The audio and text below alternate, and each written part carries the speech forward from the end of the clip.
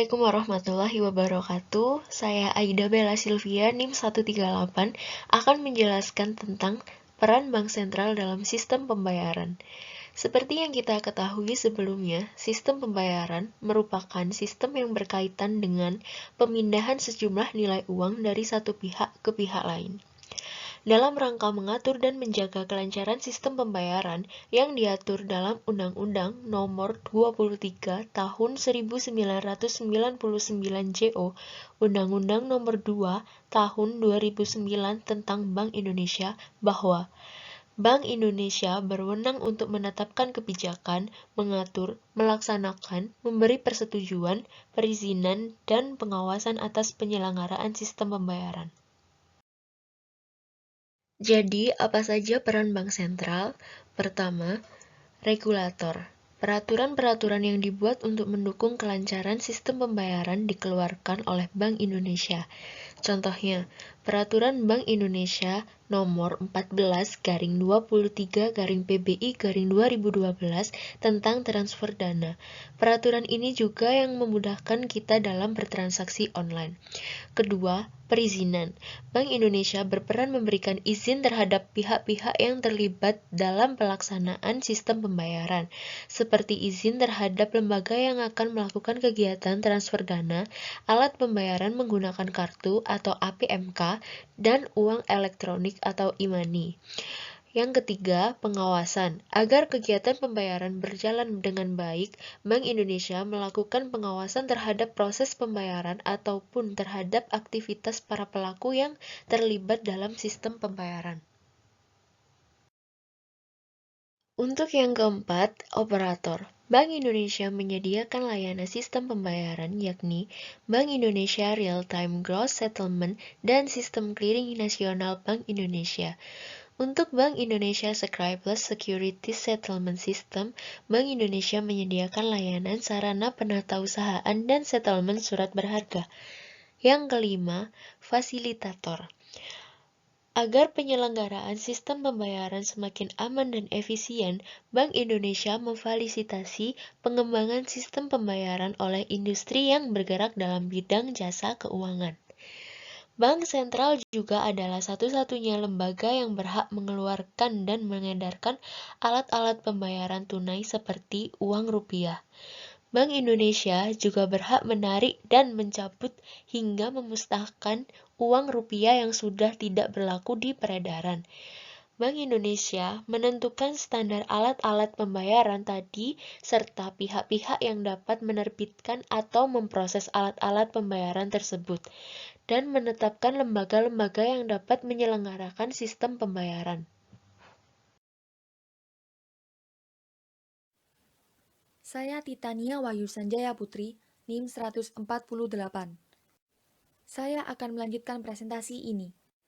Sistem pembayaran merupakan komponen penting pada kegiatan bank sentral, di mana berdasarkan penjelasan pasal 8 Undang-Undang Nomor 23 Tahun 1999 tentang Bank Indonesia, sebagaimana telah diubah dengan Undang-Undang Nomor 3 Tahun 2004. Bank Indonesia bertanggung jawab dan memiliki wewenang di dalam mewujudkan sistem pembayaran yang efisien, cepat, aman, dan handal, di mana hal tersebut diwujudkan melalui pengawasan sistem pembayaran. Mekanisme pengawasan sistem pembayaran dilakukan sebagai berikut. Yang pertama, monitoring terhadap sumber-sumber informasi. Yang kedua, penilaian atau assessment. Ada secara umum dan khusus, dan juga regular dan tambahan. Yang ketiga, mendorong terjadinya perubahan-perubahan, di mana terdapat himbauan, pernyataan publik, kerjasama dengan otoritas lain, serta pengenaan sanksi. Menurut BIS atau Bank for International Settlements, dalam melaksanakan pengawasan terhadap sistem pembayaran, Bank Sentral perlu mengacu pada prinsip-prinsip umum sebagai berikut. Yang pertama, transparansi. Yang kedua, menggunakan standar internasional. Yang ketiga, memiliki kekuatan dan kapasitas yang efektif. Yang keempat, konsistensi. Yang kelima, bekerja sama dengan pihak berwenang lainnya. Berdasarkan Peraturan Dewan Gubernur Nomor 7 tanggal 30 Desember tahun 2005 tentang pengawasan sistem pembayaran, di mana yang dimaksud dengan pengawasan sistem pembayaran adalah pengawasan yang dilakukan oleh Bank Indonesia terhadap penyelenggaraan sistem pembayaran, yang pada prinsipnya dimaksudkan untuk menjaga efisiensi, kecepatan, keamanan, dan kehandalan fungsi sistem pembayaran yang dilakukan secara independen, profesional, dan objektif. Berikut ini merupakan tabel perbedaan pengawasan perbankan dengan pengawasan sistem pembayaran. Pengawasan sistem pembayaran memiliki objek yakni sistem pembayaran dan instrumen pembayaran. Sedangkan pengawasan bank memiliki objek individu bank dan lembaga keuangan. Perbedaan kedua, pada pengawasan sistem pembayaran memiliki pengendalian risiko sistemik. Sedangkan pengawasan bank memiliki kesehatan lembaga keuangan, solvabilitas, dan likuiditas. Pengawasan sistem pembayaran memiliki kelancaran sistem pembayaran, meliputi analisa atas desain, pengaturan operasional, dan pelaksanaan sistem pembayaran. Sedangkan pengawasan bank, analisa yang mendalam terhadap masing-masing institusi atau on-site inspection. Pada pengawasan sistem pembayaran, terdapat kombinasi antara ketentuan dan himbauan. Sedangkan pada pengawasan bank, terdapat ketentuan peraturan.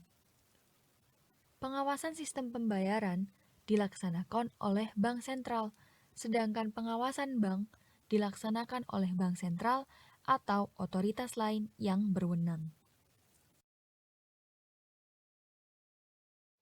Saya Umi Kusnul Habibah, NIM 169. Slide selanjutnya saya akan menjelaskan mengenai tujuan pengawasan sistem pembayaran. Sesuai dengan amanat Undang-Undang Bank Indonesia, pengawasan sistem pembayaran dilakukan untuk memastikan bahwa sistem pembayaran berjalan dengan efisien, cepat, aman, dan handal. Di samping itu, pengawasan sistem pembayaran dimaksudkan untuk mendukung penerapan prinsip-prinsip pelindungan konsumen. Dalam memastikan bahwa sistem pembayaran berjalan dengan efisien, cepat, aman, dan handal, Bank Indonesia menyusun peraturan yang mewajibkan penyelenggara dan peserta sistem pembayaran untuk menerapkan praktik manajemen risiko. Peraturan Bank Indonesia tersebut antara lain berpedoman pada The Core Principle for Systemically Important Payment System atau yang disingkat dengan CPSIPS.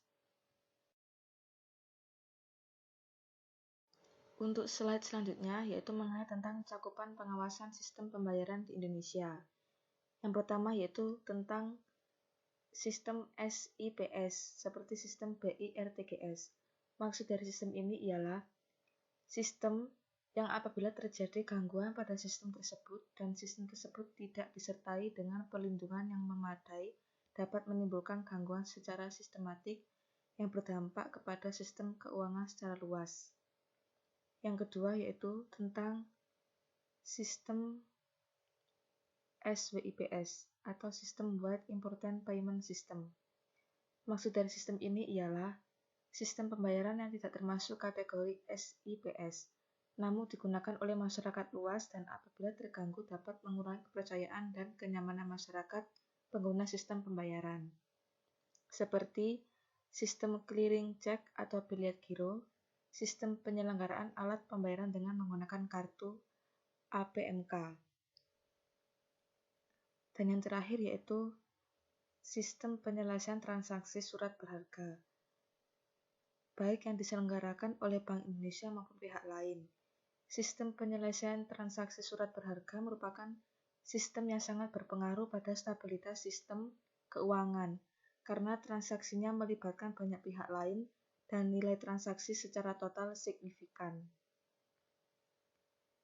Saat ini yang menjadi objek pengawasan sistem pembayaran adalah penyelenggaraan sistem pembayaran yang meliputi Bank Indonesia dan non-Bank Indonesia. dan peserta sistem pembayaran yang meliputi bank dan non-bank. Untuk slide selanjutnya yaitu mengenai tentang pelaksana pengawasan sistem pembayaran.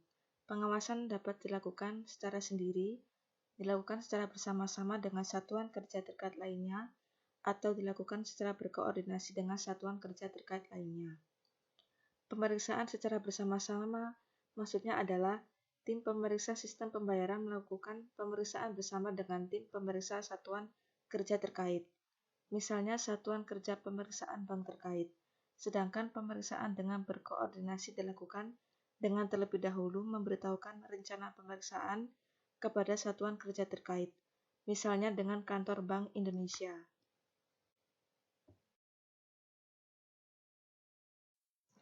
Untuk slide selanjutnya yaitu menjelaskan tentang pelaksanaan pengawasan sistem pembayaran. Ada dua metode pengawasan sistem pembayaran yang digunakan, yaitu pengawasan tidak langsung dan langsung. Pengawasan tidak langsung merupakan pengawasan terhadap penyelenggaraan sistem pembayaran yang dilakukan dalam bentuk penelitian, analisis, dan evaluasi atas informasi yang diperoleh Bank Indonesia dari laporan penyelenggara dan peserta sistem pembayaran atau sumber lainnya. Fokus pengawasan yang dilakukan oleh Bank Indonesia, pengawasan tidak langsung. Untuk pengawasan langsung, dilakukan apabila diperlukan antara lain untuk memastikan kebenaran informasi yang diterima Bank Indonesia dari laporan yang disampaikan penyelenggara atau peserta sistem pembayaran. Bank Indonesia dapat melakukan pengawasan langsung terhadap penyelenggara dan peserta sistem pembayaran. Pengawasan langsung merupakan pengawasan yang dilakukan dalam bentuk pemeriksaan diikuti dengan tindakan perbaikan. Untuk kemudahan melakukan pemeriksaan, maka diperlukan suatu pedoman pemeriksaan, yaitu dibagi dalam 3 kelompok besar, yaitu sistem BI-RTGS, sistem clearing nasional, dan APMK. Pedoman pemeriksaan secara umum, yaitu pertama, persiapan pemeriksaan. Sebelum dilakukan pemeriksaan, tim pemeriksa mengumpulkan informasi-informasi terkait objek pemeriksaan termasuk data dan hasil pemeriksaan sebelumnya. Selain itu, disiapkan pula kertas kerja pemeriksaan, surat introduksi pemeriksaan, dan ketentuan-ketentuan terkait. Yang kedua, pelaksanaan pemeriksaan, yaitu meliputi aspek-aspek. Yang pertama, aspek hukum, organisasi penyelenggara atau peserta, kebijakan dan prosedur tertulis, sarana dan prasarana, operasional transaksi dan dokumentasi, dan yang terakhir, pemeriksaan oleh auditor independen.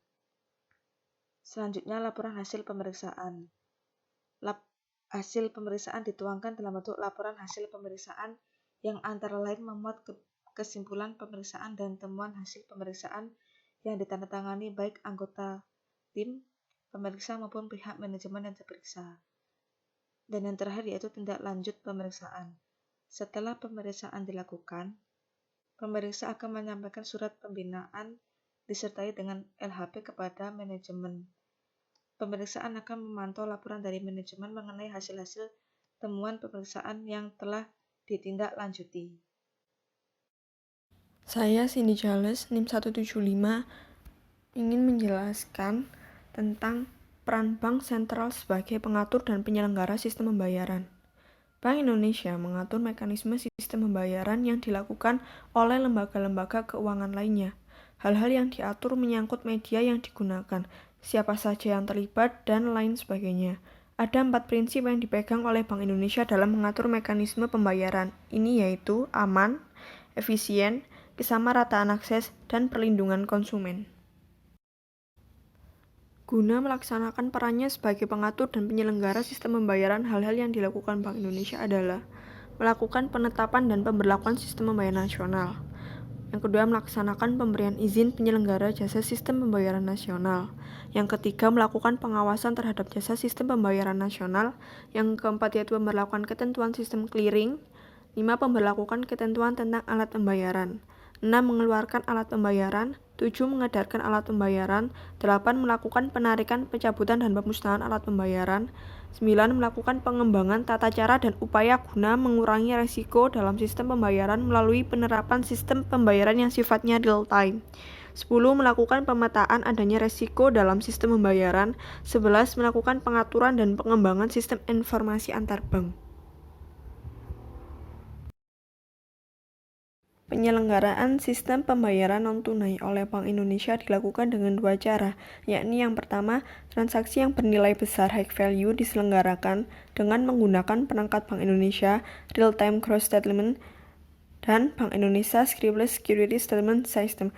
Yang kedua yaitu transaksi yang bernilai kecil retail value diselenggarakan dengan menggunakan sistem clearing nasional Bank Indonesia. Saya Gina Zulzila, NIM 153, akan melanjutkan penjelasan berikutnya. Berikut adalah sistem pembayaran non-tunai oleh Bank Indonesia. Berdasarkan bagan tersebut, dapat diketahui bahwa terdapat dua bentuk transaksi yaitu high value dan retail value. Penyelenggaraan transaksi oleh Bank Indonesia terdiri atas tiga sistem yaitu sistem BI RTGS, sistem BI SSS, dan sistem SKNBI. Pertama adalah sistem BI RTGS atau Bank Indonesia Real-Time Gross Settlement. Sistem BI RTGS dikhususkan untuk memproses transaksi pembayaran bernilai besar. Pengertian dari sistem BI RTGS adalah suatu sistem transfer dana elektronik antar peserta dalam mata uang rupiah yang penyelesaiannya dilakukan secara seketika per transaksi. Peserta dari sistem BI RTGS terdiri dari seluruh bank dan lembaga selain bank. Penyelenggara dari sistem BI RTGS adalah Kantor Pusat Bank Indonesia. Sistem BI RTGS mampu menjadi sumber informasi yang sangat bermanfaat baik dalam rangka pengawasan bank maupun pelaksanaan kebijakan moneter. Sistem yang kedua adalah sistem BI SSS atau Bank Indonesia Scriptless Security Settlement System. Pengertian dari BI SSS adalah sarana transaksi Bank Indonesia untuk pengadministrasian surat berharga secara elektronik yang terhubung langsung antar peserta, penyelenggara, dan sistem BI RTGS.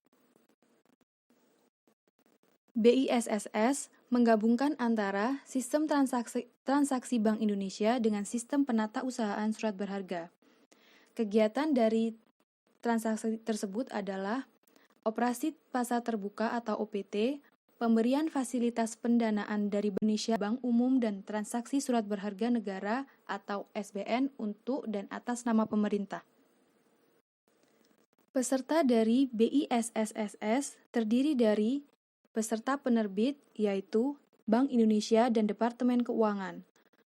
Berikutnya, peserta transaksi yaitu Bank Indonesia, bank, perusahaan pialang pasar uang, dan perusahaan efek, serta lembaga lain yang disetujui oleh Bank Indonesia seperti Lembaga Penjamin Simpanan atau LPS. Lalu yang ketiga adalah peserta transaksi dan sekaligus sebagai pemilik rekening surat berharga, yaitu Bank Indonesia, bank, dan subregistry. Untuk sistem yang ketiga adalah SKNBI atau Sistem Clearing Nasional Bank Indonesia.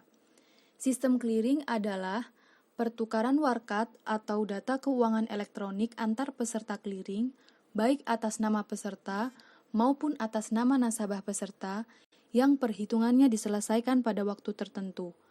Transaksi clearing yang dapat dilakukan meliputi transfer debit, yaitu menggunakan cek, piliet giro, atau warkat debit lainnya.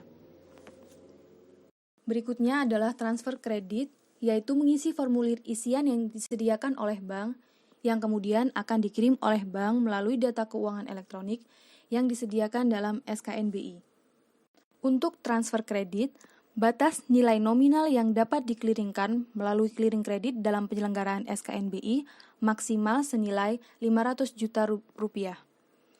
Untuk penjelasan berikutnya akan dilanjutkan oleh teman saya. Kewenangan Bank Indonesia dalam mengatur dan menjaga kelancaran sistem pembayaran di Indonesia dituangkan dalam Undang-Undang Bank Indonesia.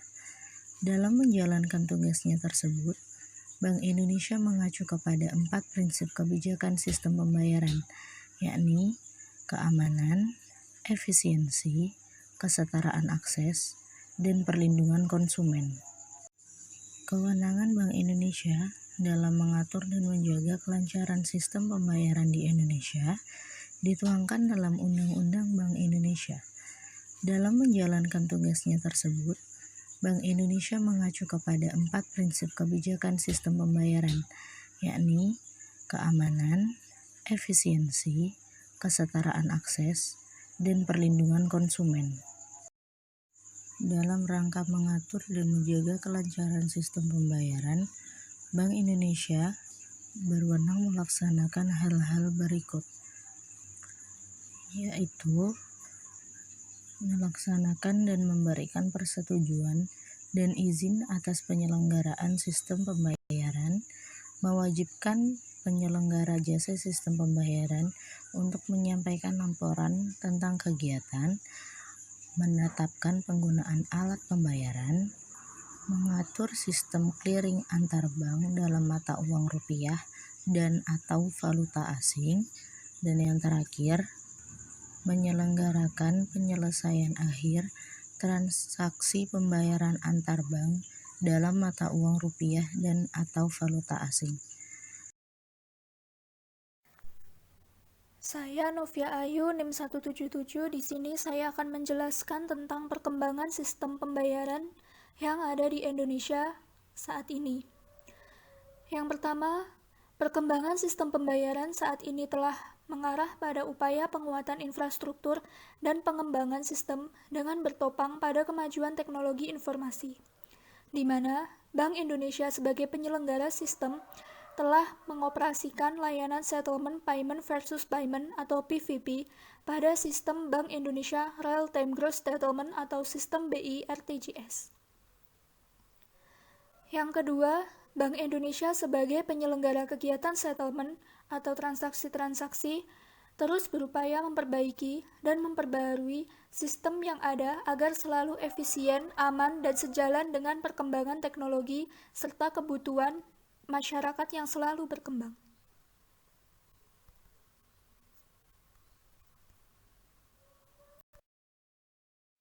Yang ketiga, Bank Indonesia melakukan penyempurnaan terhadap SKNBI dengan menggunakan penerapan prinsip no money no game pada proses perhitungan clearing debit yang baru, menuntut bank untuk selalu menjaga kecukupan pendanaan awal agar dapat digunakan untuk memenuhi kewajiban tagihan pembayaran dari bank konvensional lainnya.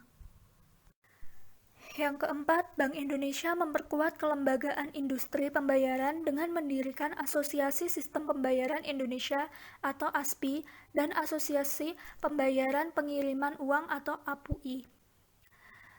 Di sini, ASPI dan APUI diharapkan mampu menjadi mitra strategis Bank Indonesia dalam mendorong kondisi dan perilaku pasar yang kompetitif. Keberadaan ASPI tersebut juga diharapkan dapat menjadi motor penggerak dan pendukung utama kebijakan penataan infrastruktur sistem pembayaran yang ada di Indonesia yang digulirkan oleh Bank Indonesia. Sekian presentasi dari kelompok 4 mengenai sistem pembayaran. Saya Milenia Suciwulandari dari NIM 162 pamit undur diri. Wassalamualaikum warahmatullahi wabarakatuh.